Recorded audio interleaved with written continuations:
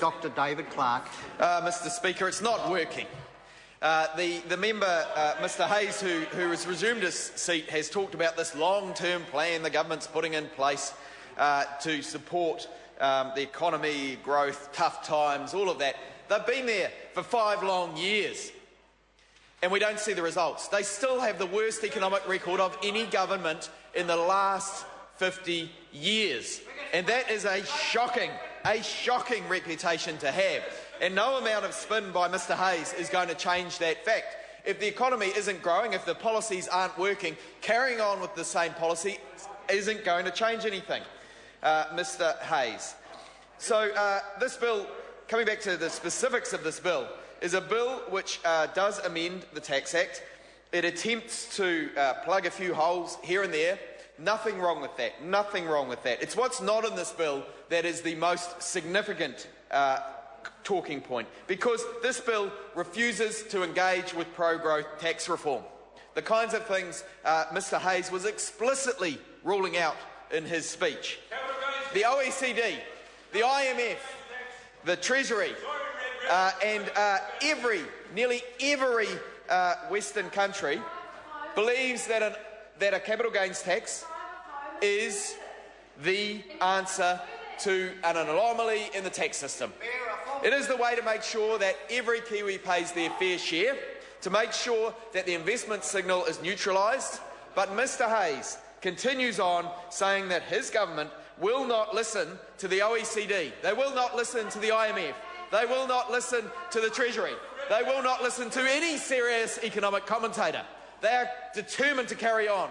Mr. English is there, driving along the motorway, Mr. English, in his little clapped-out 1970s Honda Civic, and he's driving along and he says, everyone's going the wrong way. Everyone on the motorway is going the wrong way. The OECD, they're going the wrong way. The IMF's going the wrong way. The Treasury's going the wrong way. They don't know what they're talking about. Every other Western country doesn't know what they're talking about. Mr. English is the only one driving the right way on the motorway. And along he goes. Rin, rin, rin, rin, rin. We will not adopt pro-growth tax reform. We want to carry on as we were. We've got pride, we've got our pride, and if the economy suffers, if New Zealanders suffer, we don't care. We're going to keep driving the wrong way along the motorway. That's where he's sitting, and that's what Mr. Hayes is promoting here. Well, a Shearer-led Labor government will bring pro-growth tax reform to New Zealand. We care, Mr. Hayes, about the future of New Zealand. We care about those who are struggling. We care that the median wage has gone down under this government in real terms, that the average New Zealand family is much, much worse off than they were when this government took power 5 years ago. We care that New Zealanders are struggling, that they can't pay their power bills. We will introduce policies to make power more affordable, because we recognise it as a problem. Now again, this government says there is no problem. Oh, the system's fair, everyone's paying a fair amount for their power prices. That's what Mr. Key says. Well, New Zealanders disagree, Labor disagrees. We think that we need a plan to address these things in our country that are wrong. We will take a hands-on approach to the economy, and we will address the big issues. A Shearer-led Labor government will be out there making the changes that need to be made, because that is the plan. We have a plan, unlike the members opposite. We think that the matters that matter to ordinary New Zealanders need to be addressed. We're not going to stick our heads in the sand. And this legislation repairs little gaps here and there in the tax system, but it doesn't address those fundamental issues that will get our economy back on track. And we know that these changes that are proposed will not close the loopholes whereby 75% of New Zealanders with a net worth over $50 million are not paying the top tax rate. That means they're not declaring income over $70,000. And that means that the tax system is fundamentally not fair. It is not making sure that every New Zealander pays their fair share. The little guy at the bottom, or the little solo mother, or whoever it is paying their fair share of tax. They've got no opportunity to get round it.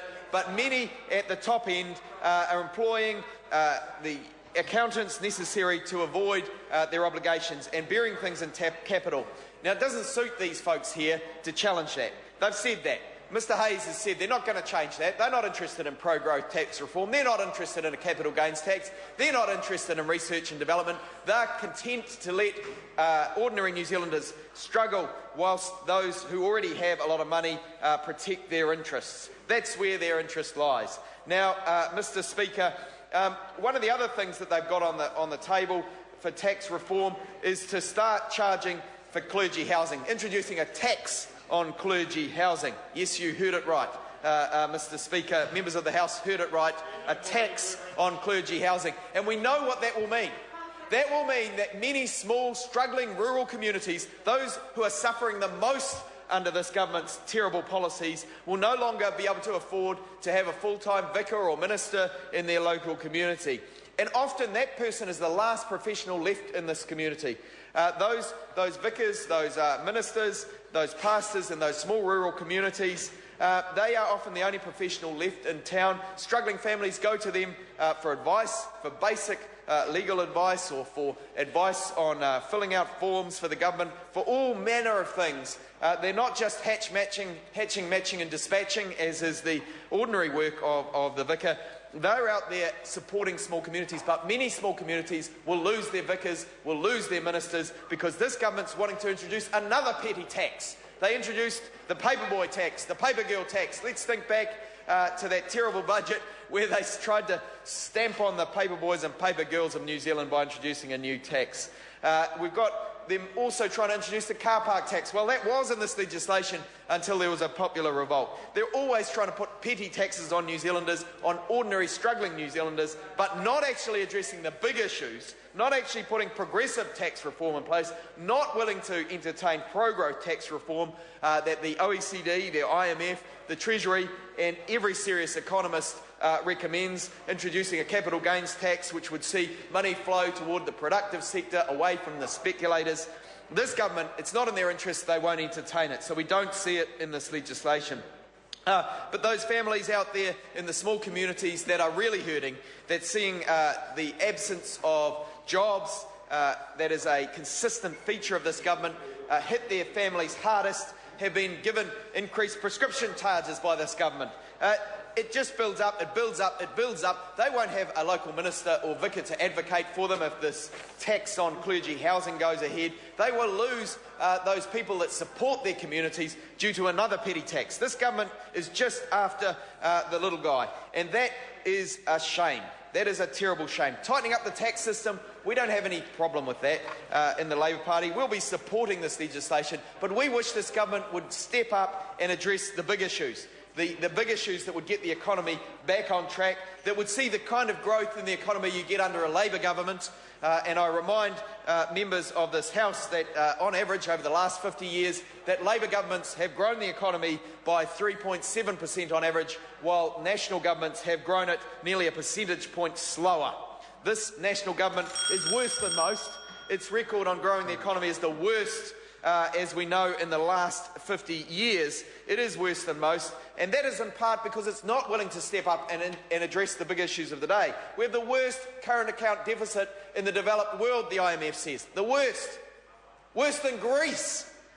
And yet this government does nothing about it.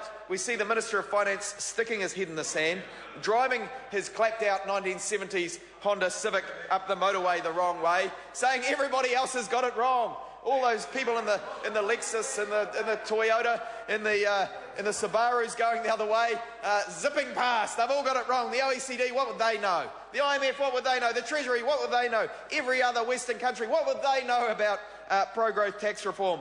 Mr English is convinced that in his 1970s Honda Civic, clapped out, going the wrong way down the motorway, he's the only one that's got it right. He won't introduce pro-growth tax reform. This government is determined to protect the interests of the big end of town, and they do not seem interested in getting our economy back on track so that everyone would get ahead, so that the ordinary New Zealand family would start to see jobs being created, start seeing wages go up, and start seeing the kind of incomes that they could live on to help their families get ahead. That would mean that they would have the security for their futures, that they could save, that they could actually one day dream of owning a house. It will take a Labor government to introduce policies like Kiwi Build, to introduce pro-growth tax reform, to bring power prices down through New Zealand Power. A Shearer-led Labor government will get these policies in place and will make sure that we're addressing the big issues, not these issues that we're tinkering with here in this bill. We need a Labor government, and we need it soon. Thank you, Mr Speaker. I call Julianne Genter. Thank you, Mr Speaker.